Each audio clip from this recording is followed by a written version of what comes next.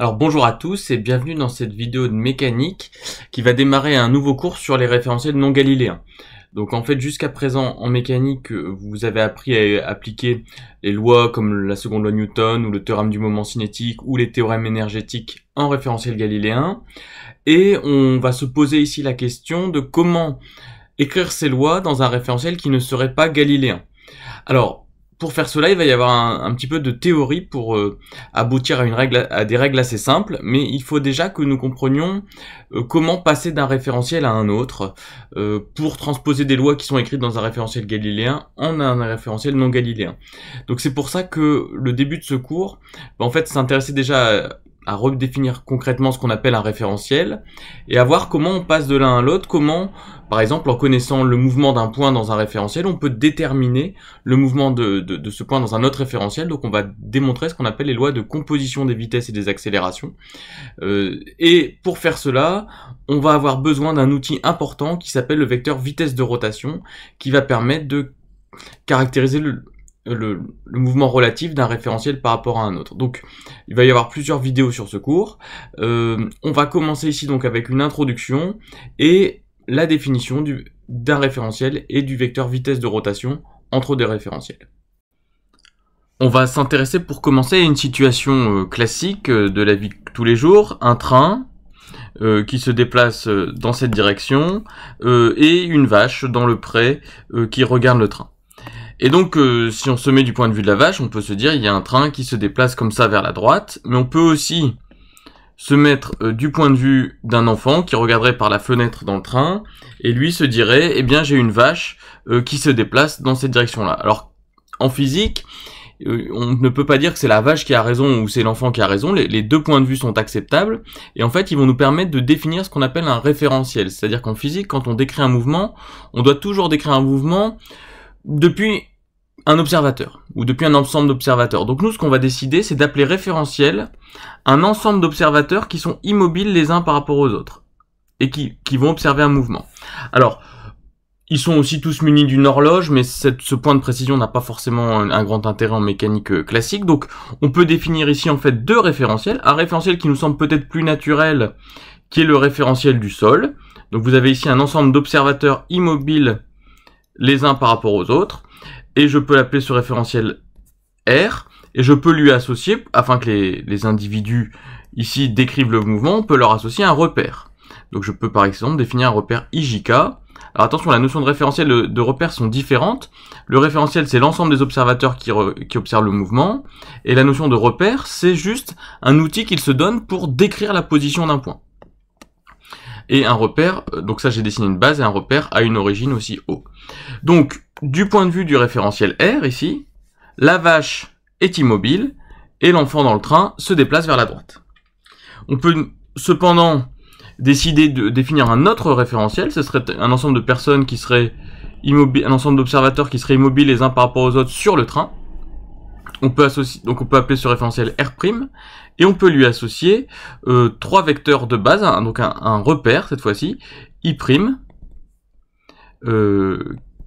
K' comme ça, et J' vers le fond, pour faire une base directe. Donc le référentiel R' associé au repère O', I', J', K', et dans ce référentiel, eh bien, c'est la vache qui est en mouvement, et l'enfant, s'il est assis à sa place, est immobile. Donc voilà comment nous allons définir un référentiel dans ce cours, juste un ensemble d'observateurs immobiles les uns par rapport aux autres, et donc quand on décrira un mouvement, et donc une vitesse ou une accélération, il faudra toujours définir vu depuis quel référentiel. Et ça va avoir une importance cruciale, on va le voir tout de suite, puisque considérons cette attraction. Et considérons donc le mouvement, vous voyez, de cette boule. Et donc, on peut définir deux référentiels. Donc, un référentiel ici attaché au sol. Donc, le référentiel R, lié au sol. Donc, il faut imaginer que ce seraient des gens qui seraient comme ça immobiles sur le sol les uns par rapport aux autres. Et puis, on a ici dans la boule, dans cette boule-ci, on a deux personnes qui sont immobiles l'une par rapport à l'autre. Donc, elles définissent aussi un référentiel R'. Et on va s'intéresser dans ces deux référentiels à l'observation d'un poteau ici. Un poteau, donc c'est pratique, c'est une droite, ça définit un segment, pardon, et je vais l'orienter du bas vers le haut, donc je peux appeler ça un vecteur x. Et que peut-on dire de x, de la dérivée du vecteur x dans R? Donc la dérivée du vecteur x dans R, je vais l'écrire comme ça.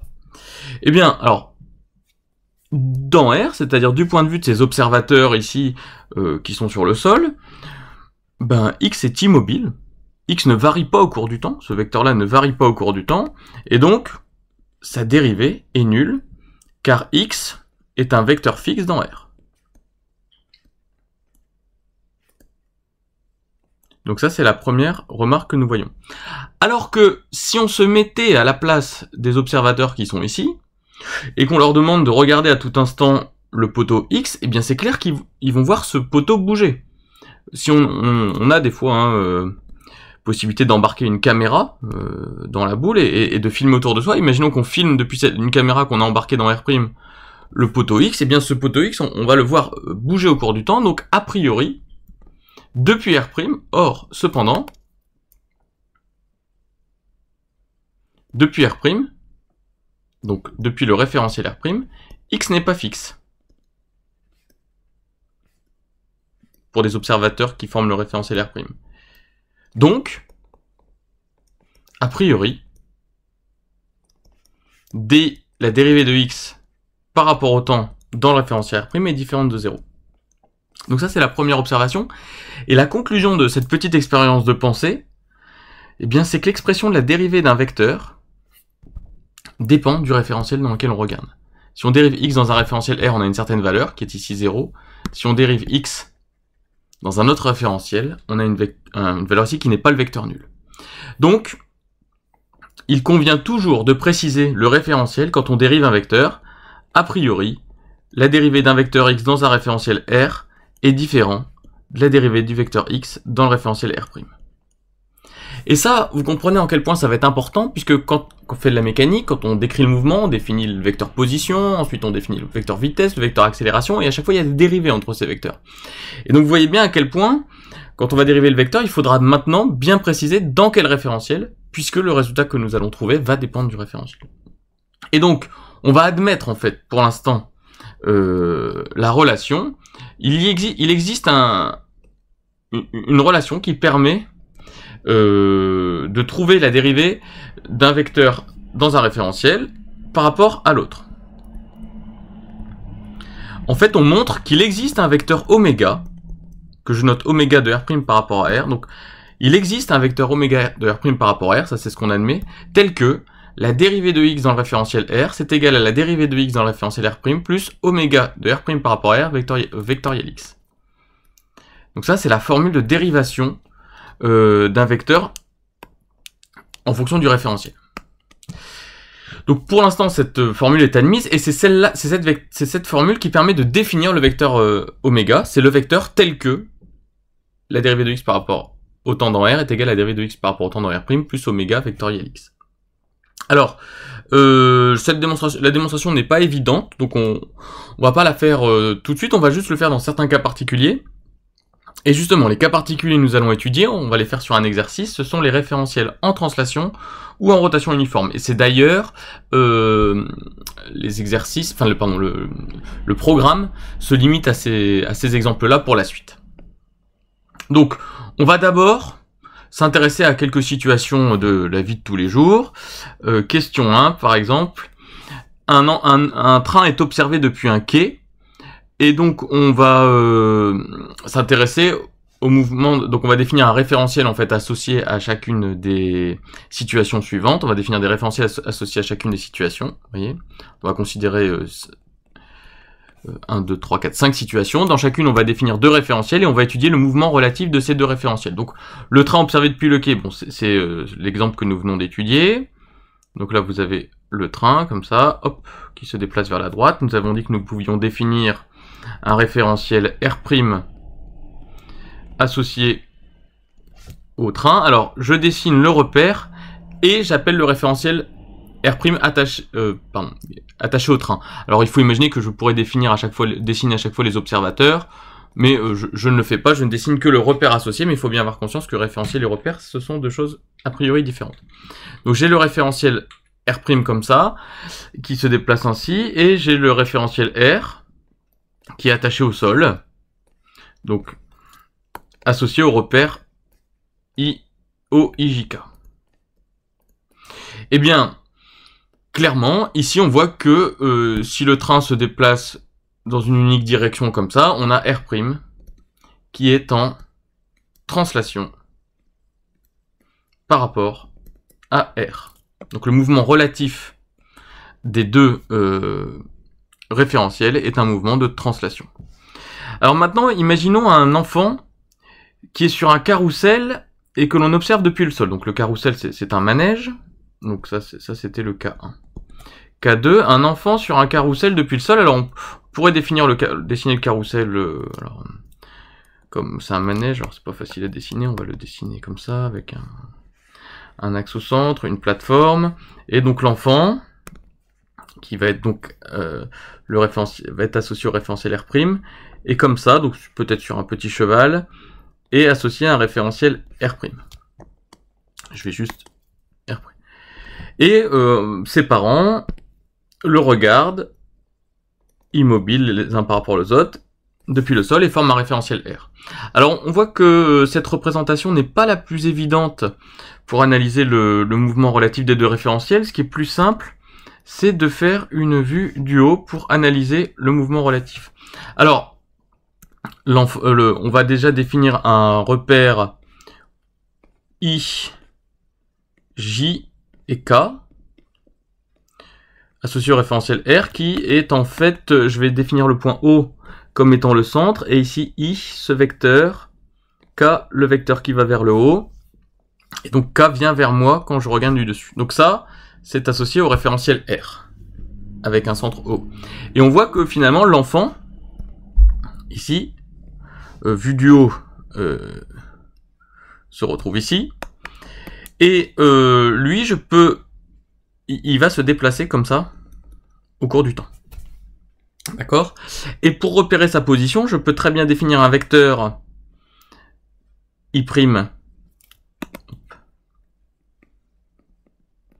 ainsi, un vecteur J' perpendiculaire, et un troisième vecteur K' en fait qui est égal à K, on remarque, orthogonal à I' et J', et on voit bien que I', J' et K' dans le référentiel de l'enfant R' sont des vecteurs immobiles. Donc I', J' et K' sont bien des vecteurs qui peuvent servir à former un repère dans le référentiel R'. Et quand on fait cette image, on voit bien qu'en fait le référentiel R', les vecteurs de base I', J', I' et J' vont tourner au cours du temps, et donc on s'aperçoit que le référentiel R' est en rotation par rapport à R. On peut même définir cet angle ici θ. Donc on pourrait dire à la vitesse de rotation θ point. Par ailleurs, si θ point est constant, c'est-à-dire que si le manège avance à une vitesse de rotation constante, on peut dire que R' est en rotation uniforme par rapport à R, à la vitesse de rotation θ point, et on peut aussi rajouter autour de l'axe fixe, puisque l'axe de rotation ne change pas au cours du temps, l'axe fixe c'est O, K, qui est égal aussi à O', K'. Oui, puisque O égale O', on peut définir aussi l'origine du repère K', donc si je garde ma convention, O' est confondu avec O. Vous voyez, vous avez ici un cas où on a deux référentiels en rotation uniforme, l'un par rapport à l'autre, autour d'un axe fixe. Donc ça, c'est un cas extrêmement important qu'on reverra souvent, et qu'on venait de décrire. Troisième exemple, où on va chercher un petit peu le mouvement relatif d'un référentiel à un autre, on s'intéresse à une cabine de grande roue observée depuis le sol. Nous allons dessiner cette situation, donc considérons la grande roue, observée depuis le référentiel R de gens qui sont assis sur un banc, qui regardent la grande roue, et considérons le mouvement d'une cabine, dans lequel il y a des individus aussi, qui définissent un référentiel R'. Alors on peut, comme d'habitude, associer un repère IJ, OIJ, ici, et K vers le fond, et ici on peut associer un repère O'. Alors O' peut être un point, ce qu'on va faire, c'est qu'on va définir O' comme étant le point en haut à droite de la cabine, par exemple, O', I' et J'. Hop là. Donc là on a O', I', J' qui définissent un repère associé à la cabine R'. Et donc, ici, on pourrait se dire, bah, c'est un mouvement circulaire, c'est en effet, la cabine va tourner dans le référentiel R', va avoir ce genre de trajectoire. Mais attention, ce n'est pas une rotation, parce que si on regarde les individus de R' un instant plus tard, eh bien, leur direction n'a pas changé, hein, depuis R, ils sont toujours verticaux, et donc on n'est pas dans un cas où les vecteurs de base tournent au cours du temps comme dans le cas du carrousel. On a vraiment ici en fait un cas de R' étant translation circulaire, une translation circulaire au cours du temps. Alors comment différencier une translation circulaire d'une rotation? Ben, en fait c'est assez simple. Si vous regardez à un instant donné si vous regardez à un instant donné cette cabine, tous les points de la cabine se déplacent à la même vitesse à un instant donné. C'est-à-dire que tous les points se déplacent de la même manière, avec la même vitesse à un instant donné. Donc ça, c'est vraiment un mouvement de translation. Alors que si on était dans un mouvement de rotation, ce qui se passerait si on était dans un mouvement de rotation, c'est que si à un instant donné, on avait les individus dans la cabine qui sont comme ça. Alors je vais essayer de le redessiner un petit peu mieux, pardon. Donc dans un mouvement de rotation, à un instant donné, si la cabine est là, avec, je le dessine un peu plus grand, avec un individu comme ça, et bien un peu plus tard, quand la cabine sera là, déjà la cabine sera comme ça, et l'individu serait comme ça. Là, on serait vraiment dans un mouvement de rotation, et ça veut dire que dans un mouvement de rotation, le point ici va plus vite que le point ici. Ça, c'est caractéristique d'un système en rotation autour d'un axe fixe. La vitesse est proportionnelle à la distance, la norme de la vitesse est proportionnelle à la distance r du point à l'axe de rotation, et ce qui va faire que forcément la tête de l'individu aura parcouru plus de distance que ses pieds pendant la même durée, et donc on aura ce genre de mouvement. Donc attention à ne pas confondre la translation circulaire au cours du temps et la rotation, et donc ça c'est ce qu'on va bien définir. Deux référentiels R et R' sont en translation l'un par rapport à l'autre si les axes de R' gardent toujours une direction constante par rapport à ceux de R. Donc ça c'est ce qu'on a vu ici. Donc, si je définis maintenant les axes I' et J' à un autre instant, eh bien, vous voyez, ils ont gardé une direction constante par rapport à ceux à l'instant initial. Donc ça peut être une caractéristique de la translation. Deux référentiels sont en translation l'un par rapport à l'autre si les axes de R' gardent toujours une direction constante par rapport à ceux de R. Et un référentiel R' sera en rotation autour d'un axe delta fixe dans R si tous les points de R' sont animés d'un mouvement circulaire uniforme de même axe à la même vitesse de rotation oméga. Donc ça, si on revient sur l'exemple ici, on voit que si on prend maintenant deux enfants qui sont sur le manège ici, vous aviez le premier enfant ici et le deuxième enfant, eh bien les deux, dans le référentiel R, décrivent, leur trajectoire est un cercle de même axe de rotation, delta, fixe dans R. Donc, et vous voyez bien que cette fois-ci, les vecteurs I' et J', qui sont les vecteurs fixes de R', tournent au cours du temps dans R. Contrairement à ce qu'on avait vu sur ici la grande roue, où I' et J' ne tournaient pas au cours du temps dans le référentiel R. Donc voici les trois cas importants. Alors, il y avait deux autres cas dans l'exercice. Une salle de classe, par exemple, observée depuis le référentiel géocentrique. Alors, le référentiel géocentrique, c'est le référentiel qui a pour centre le centre de la Terre. Et comme axe, enfin on associe un repère avec trois axes qui sont dirigés vers des étoiles fixes. Donc vous avez la Terre qui est comme ça autour. Donc ces étoiles sont suffisamment lointaines pour être considérées comme fixes, de telle sorte que pendant une expérience qui dure quelques jours, eh bien on peut les considérer fixes dans l'expérience, et autrement dit, on voit la Terre tourner autour d'elle-même dans le référentiel géocentrique. Donc ça, on va dire que le référentiel que j'ai dessiné en noir, en noir, ça va être le référentiel géocentrique, donc il a pour centre le centre de la Terre, et je peux définir comme axe du repère associé I', J' et K'. Et donc si je m'intéresse maintenant à la salle de classe, donc imaginons un individu de la salle de classe, qui est ici, eh bien on voit bien qu'au cours du temps, il va décrire une trajectoire circulaire, alors pas très bien dessinée ici, hop, hop, voilà, on va aller jusque là, aller derrière comme ça et revenir ici comme ça. Et le plus simple pour s'en convaincre, c'est de faire une vue du dessus.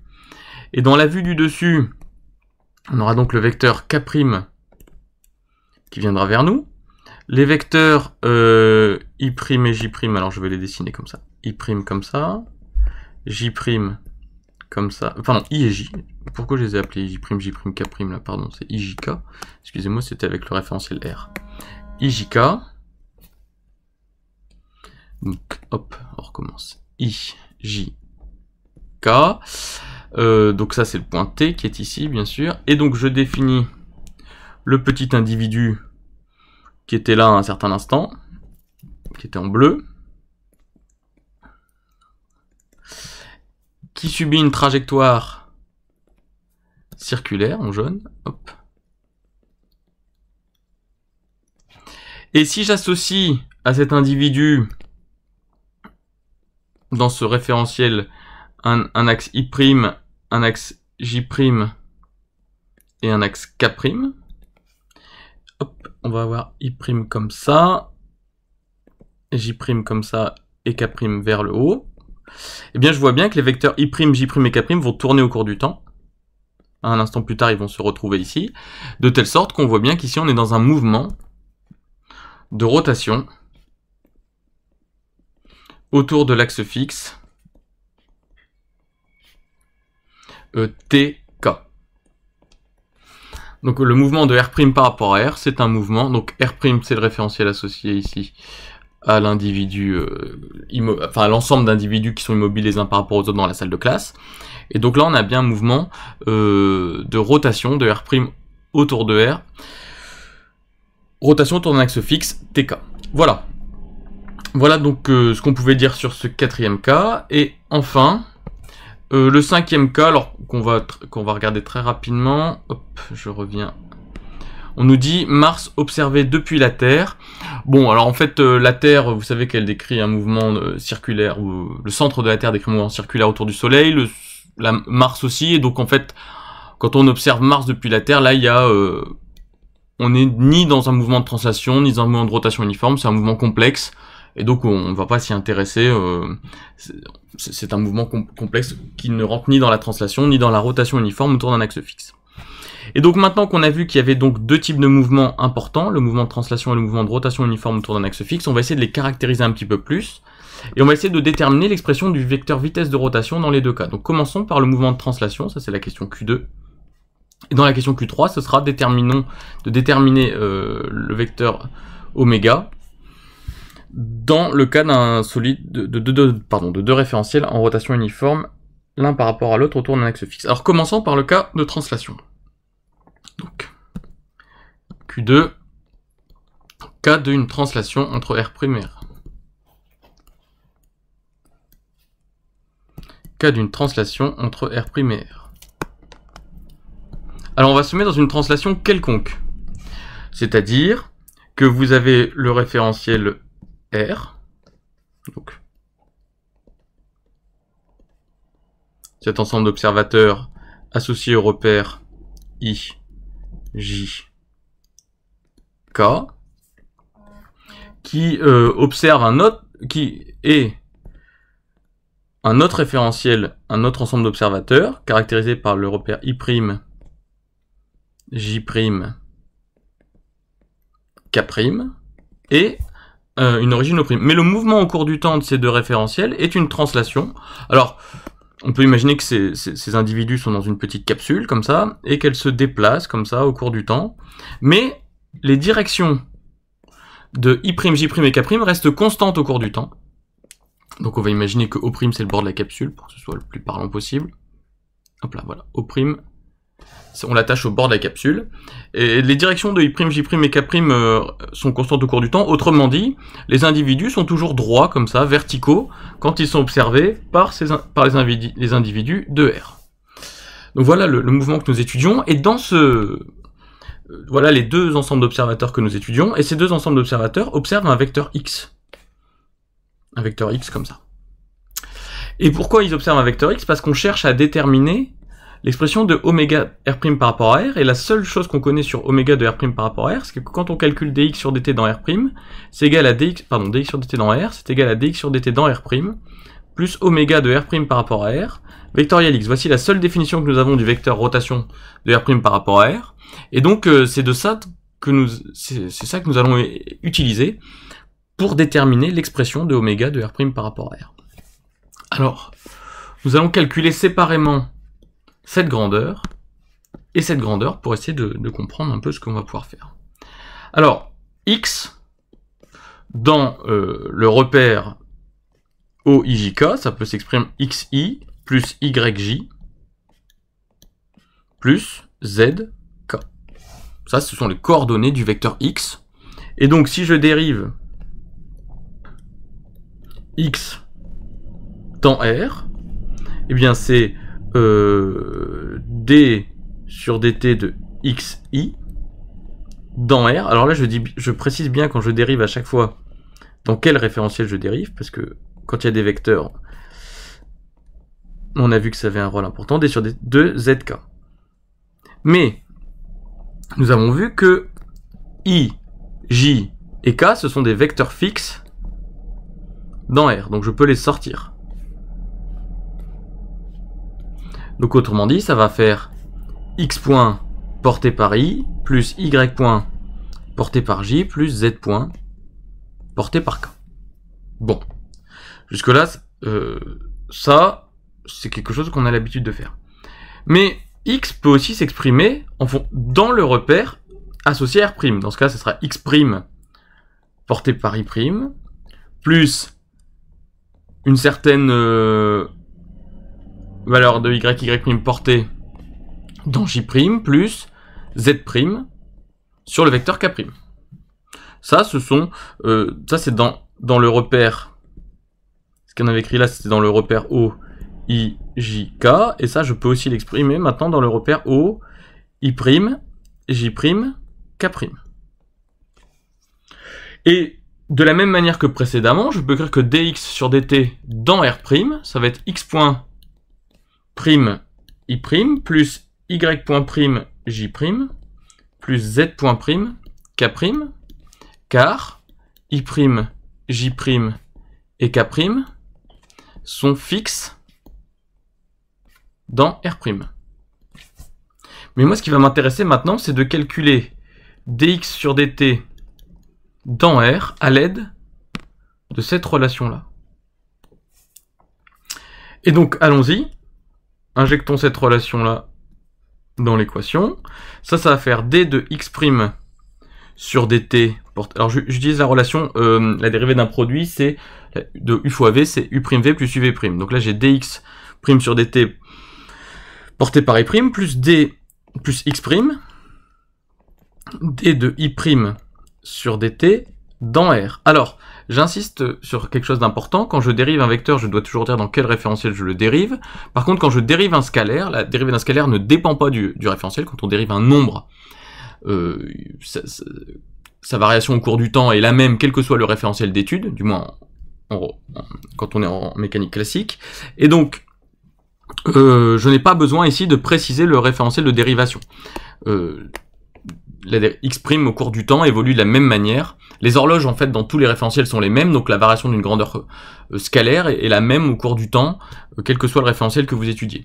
Par contre, là, je dérive un vecteur, donc je mets le référentiel. Donc retenez bien, quand vous dérivez un vecteur, vous mettez le référentiel par rapport auquel vous dérivez. Par contre, quand vous dérivez un scalaire, ce n'est pas la peine. Donc là, u'v plus uv', je fais la même chose ici, plus y plus dy' sur dt fois j', plus y' fois d de j' sur dt, je précise le référentiel de dérivation, plus dz' sur dt fois k', plus z' d de k' sur dt. Alors,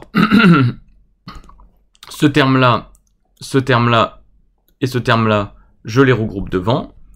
Ça va faire x point prime, en fait, i prime, plus y point prime, j prime, plus z point prime, k prime. Et il nous reste maintenant à étudier ces trois termes.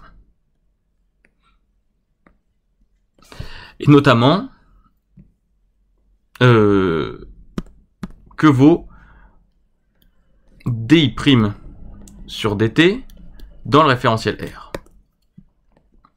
Alors pour comprendre ce que vaut di' sur dt dans le référentiel R, ça peut être intéressant de revenir à la figure. Le vecteur i', il est là.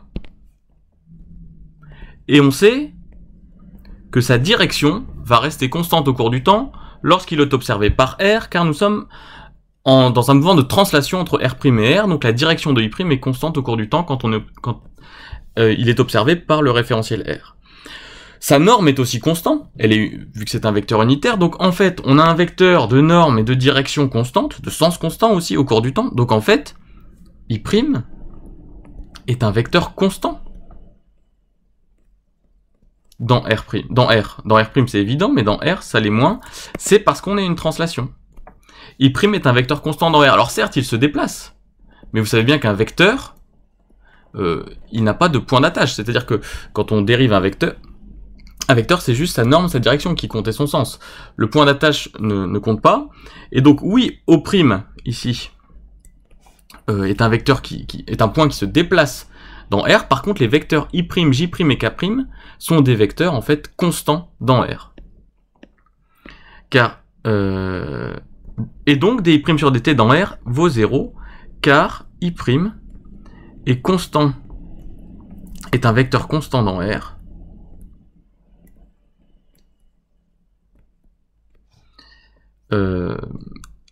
Lorsque R' en translation par rapport à R. Bon, forcément, c'est aussi vrai pour dj' sur dt dans R et dk' sur dt dans R de la même manière. On peut dire que les deux sont nuls. Autrement dit, ici, il reste rien du tout. Il ne reste aucun... ces termes-là, les termes que j'avais soulignés en bleu ici, sont nuls. En résumant, d'où dx sur dt dans R, pardon, dx...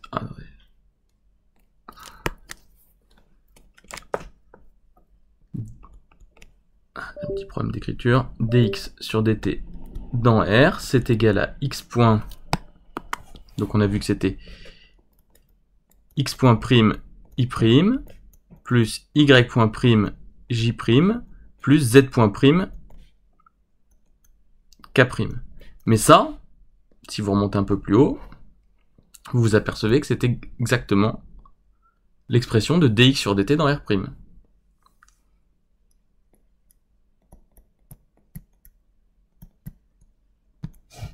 Et ça, c'est vrai, quel que soit le vecteur x, qu'on a pris un vecteur x quelconque. Or, normalement, dx sur dt dans R, ça doit être égal à dx sur dt dans R', plus le vecteur de rotation oméga de R' vectoriel x. On a donc le vecteur de rotation de R' par rapport à vectoriel x qui est égal à 0, vecteur nul, pardon, quel que soit x. Bah ça implique que le vecteur de rotation oméga de R' par rapport à R est égal au vecteur nul si R' est en translation par rapport à R. Donc c'est quelque chose peut-être d'évident, que vous connaissiez peut-être, mais puisque c'est un vecteur rotation, donc on comprend bien qu'il est nul si R' est en translation par rapport à R, mais ici on l'a démontré à partir de la définition de oméga qui était donnée dans la formule de dérivation. intéressons-nous maintenant au cas de la question suivante, c'était où on avait la question 3, c'est la même question, mais cette fois-ci on considère deux vecteurs de référentiel, en rotation uniforme l'un par rapport à l'autre, par rapport à un axe fixe. Donc on s'intéresse au référentiel R', auquel on associe le repère O, I, alors pardon, R, souvent je le faisais en bleu, donc hop, I, J, K, et un point O. Donc ça, c'est associé au référentiel R.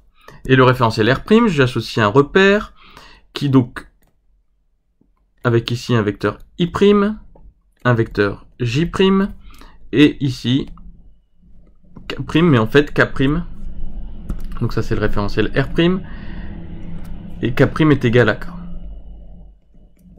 Et O' égale O, ils définissent l'axe de rotation de R' par rapport à R, donc R' en rotation uniforme par rapport à R autour de l'axe fixe OK, qui est donc aussi égal à O'K'. Donc voilà la situation que nous étudions. Et dans ces référentiels, nous étudions un vecteur X. Donc X, qui peut s'écrire, encore une fois, X', I', plus Y', J', plus Z', K', dans le repère O', I', J', K'. Et donc si on le dérive dans R', bah, ça fait ce qu'on a déjà vu tout à l'heure, ça ne change pas, puisque I', J' et K' sont des vecteurs fixes dans R', Y', I', plus X', I', plus Y', J', plus Z', K'. Bon. Alors maintenant, on va le dériver dans R. On va essayer de dériver dans R cette expression. Eh bien, dx sur dt dans R, cette fois-ci, I', J' et K' ne sont pas des vecteurs fixes, donc je vais avoir X'', donc là je fais la dérivée d'un produit, donc plus X', d de I' sur dt dans le référentiel R, plus Y', I', J',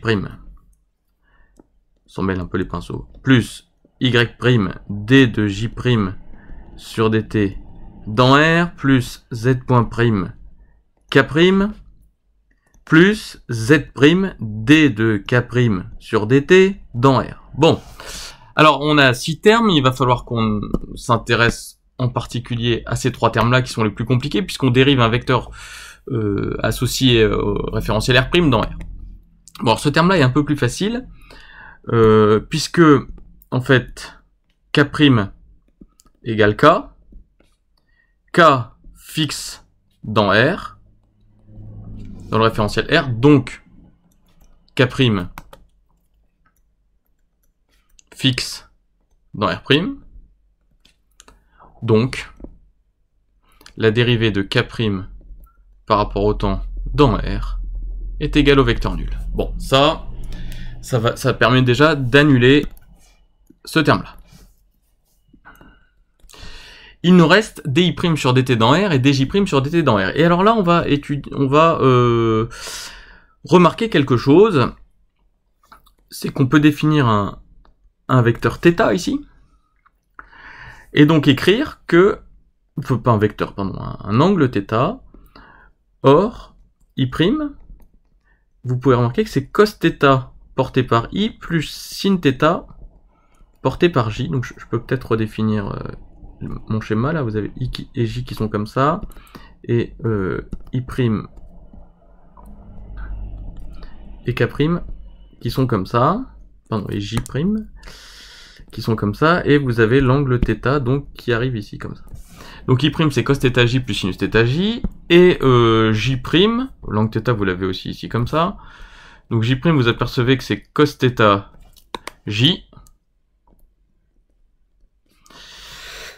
moins sin θi, si vous projetez. Ce qui va nous permettre de calculer dI' sur dt dans R. Donc, d de I' sur dt dans R eh bien ça va être I et J sont des vecteurs constants dans R, donc leur dérivée est nulle, donc je n'ai qu'à faire la dérivée de cos θ, c'est-à-dire par rapport au temps, la dérivée de cos θ, ça fait moins θ point sinus θ I, plus la dérivée de sinus θ par rapport au temps, ça fait θ point cosinus θ J. Ça c'est juste d de cos θ sur dt, et ça c'est d de sinus θ sur dt. Vous voyez là, je dérive dans R, ce qui fait que quand je dérive I et J, I et J sont des vecteurs constants, donc je n'ai pas, leur dérivée par rapport au temps est nulle, donc je dérive uniquement cos θ et je remets ça sur I, et je dérive sinus θ et je remets ça sur J. L'intérêt d'avoir exprimé I' en fonction de I et J, c'est de faire apparaître des vecteurs constants dans R, et donc ainsi de dériver facilement I'. Et je m'aperçois que ça, c'est ni plus ni moins que θ point fois J'. D'accord? Si vous... Donc j'enlève un petit peu ça. Là, vous reconnaissez, si vous factorisez par θ point, et vous voyez que ça fait θ point fois moins sinus θ I plus cos θ J, donc c'est θ point J'. De la même manière, d de J' sur dt par rapport à R, ça fait moins θ point cos θ I moins θ point sinus θ J, et ça fait moins θ point I'. Et donc, ces deux résultats intéressants, je vais les réinjecter dans ce qu'on avait trouvé ici. Là, il nous manquait l'expression de la dérivée de I' par rapport au temps et la dérivée de J' par rapport au temps, donc je vais les réinjecter tout de suite. D'où dx sur dt dans R, c'est égal à x point prime I' plus y point prime J' plus z point prime K'. Donc ça, c'était les trois premiers vecteurs qu'on avait trouvés. Donc maintenant, je rajoute plus x' facteur de θ point J'. Ouais, voilà. Et plus... donc je peux aussi mettre... Je vais mettre θ point en facteur. Ouais, non, je le ferai après. x' θ point J'. Et là, j'ai moins y' θ point I'. Alors ça, c'est pas évident à analyser. Alors je remarque que ça, c'est la même chose que la dérivée du vecteur x dans R'. Et donc normalement, hein, je rappelle que j'ai toujours cette formule qui va me permettre de trouver ce que vaut oméga. C'est dx sur dt dans R qui vaut dx sur dt dans R', plus oméga de R' par rapport à R vectoriel x. Et donc ce terme-là, j'aimerais bien dire que c'est égal à oméga de R' par rapport à R vectoriel x. Alors, c'est pas évident tout de suite, sauf que je vais pouvoir écrire que x' θ point J' moins y' θ point I'. Je peux factoriser par θ point. Et donc si je factorise par θ point, il reste x' J' et y' porté par I'. Et alors, moi j'aimerais avoir θ point vectoriel x. Donc j'aimerais avoir un truc comme ça. C'est-à-dire que moi j'aimerais que ce qui reste ici, ce soit le vecteur x, pour coller à la formule de départ. Eh bien, c'est possible si ici je mets K' ou K. C'est pareil, K' et K sont identiques ici. Puisque vous voyez, quand je vais faire K' vectoriel I', donc j'ai une base I', J', K' qui est directe. Donc je peux l'écrire comme ça en boucle. Ce qui fait que si je fais K' vectoriel I', ça me donne J'. Donc là, quand je vais faire K' vectoriel I', je vais retrouver le J' qui est là. Donc là, tout va bien. Quand maintenant je vais faire K' vectoriel J' ici. Là, je vais faire K' vectoriel J'. K' vectoriel J', je vais dans le sens indirect, donc ça va me donner moins I'. Eh bien, je vais retrouver le I' qui est là avec le signe moins. Et maintenant, quand je vais faire K' vectoriel K', ça va faire le vecteur nul. Et donc, qu'est-ce que je viens de montrer? Je viens bien de montrer, donc j'efface un petit peu, mais que x' θ.j' moins y' θ.i' est égal à θ.k' vectoriel x. Autrement dit, et donc là on va conclure, hein, donc dx sur dt dans R, c'est égal à dx sur dt dans R', plus ce truc-là, mais ce truc-là, c'est θ.k' vectoriel x. Eh bien, par identification avec la formule de dérivation qu'on a vue dans ce cours, et ça c'est vrai pour tout x, hein. Ça j'ai fait aucune hypothèse sur le vecteur x choisi. Eh bien ça veut dire que ça, c'est le vecteur de rotation. Donc ici, oméga égale θ.k ou θ.k', hein, puisque k' est égal à k. Donc quand vous avez une rotation d'un référentiel R' par rapport à R, donc vous avez par exemple le référentiel R qui est comme ça, associé au... et vous avez R' qui tourne autour, comme ça, avec un angle θ, donc ici vous avez k' égale k, les vecteurs... Eh bien le vecteur vitesse de rotation, oméga, il est collinéaire à k, il est comme ça, et il est égal à θ point fois k'. Donc, c'est ainsi qu'on interprète le vecteur vitesse de rotation lorsqu'un référentiel R' est en rotation par rapport à un référentiel R. Il est porté, ce vecteur vitesse de rotation, il est porté par l'axe de rotation. Donc ça, on va l'écrire, c'est un résultat important qu'on va écrire dans le cours. Alors, attends, hop, je retrouve le cours, voilà. Donc quand on a une translation entre R' et R, c'est-à-dire, ça c'est ce qu'on a vu au début, vous avez le référentiel associé à R', le référentiel associé à R qui était en translation, donc c'est-à-dire que les vecteurs I', J' et K' gardent une direction constante quand ils sont observés depuis... Pardon, je me suis encore trompé entre R et R', décidément. Voilà, dans la translation, nous avions vu que oméga de R' par rapport à R était nul. Et dans le cas d'une rotation autour d'un axe fixe, donc vous avez... on va dire que cet axe fixe, il est porté par le vecteur k. Donc on a par exemple ici I, J, K. Le référentiel R' est caractérisé par des vecteurs de base I', J', K'. On a ici donc O égale O'. Donc toujours en bleu le référentiel R et en jaune le référentiel R'. Et bien nous avons vu que oméga de R' par rapport à R, c'est égal à θ point. Alors θ, c'est le vecteur qui caractérise la rotation du vecteur I' par rapport au vecteur I, porté par K, ou c'est ce que je peux dire θ point porté par U delta, ou U delta est un vecteur unitaire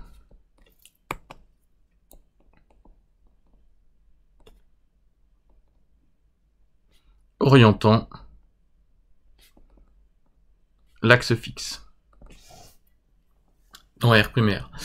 Voilà, donc voilà un petit peu ce qu'on a fait dans cette vidéo. On a introduit le fait que la dérivation d'un vecteur dépendait du référentiel, on a vu la formule de dérivation, on a vu qu'elle faisait apparaître un vecteur rotation, et à travers des exemples, on a déterminé l'expression du vecteur vitesse de rotation dans des cas simples, et en fait on retrouve, pour ceux qui font des sciences industrielles, un vecteur qui est très connu, mais il faut savoir que dans le cas général, où on n'est ni en translation ni en rotation autour d'un axe fixe, et bien l'expression de oméga de R' par rapport à R peut être assez complexe, et plus difficile à interpréter, alors que dans ces deux cas, finalement, qui seront ceux auxquels on va se limiter dans la suite, l'interprétation de oméga est assez simple, et donc on va pouvoir maintenant l'utiliser pour établir des formules de composition des vitesses et des accélérations